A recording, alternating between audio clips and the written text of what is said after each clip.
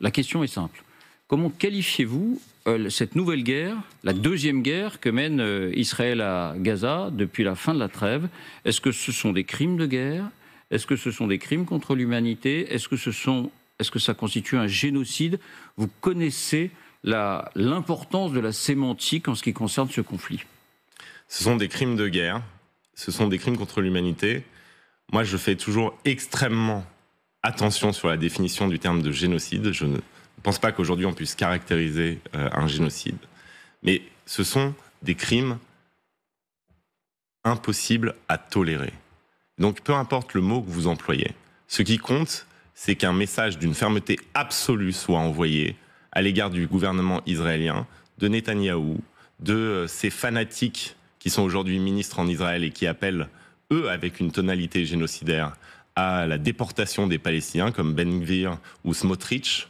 Et ça veut dire quoi, ça? Ça veut dire qu'enfin, l'Europe doit agir, doit montrer qu'il y a un coût à ce comportement. Suspendre l'accord de coopération avec Israël? L'accord de coopération avec Israël.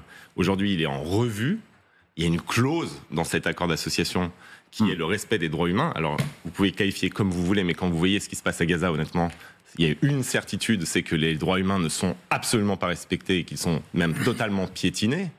Et ça veut dire aussi sanctionner les ministres extrémistes du gouvernement israélien. Jusqu'ici, les sanctions qui ont été prises par l'Union européenne visaient des colons en Cisjordanie, mais qui sont en fait les pions de ceux qui dirigent aujourd'hui en Israël. Et ce qu'il faut comprendre, c'est que ce qui s'est passé en Israël, c'est que des colons extrémistes qui jusque-là étaient utilisés par Netanyahou ou par d'autres pour former des coalitions à la Knesset, sont devenus progressivement les maîtres réels du pouvoir israélien. Ceux qui décident en tout cas de la chute ou pas du gouvernement. Oui, et donc les colons ont colonisé l'État d'Israël de l'intérieur.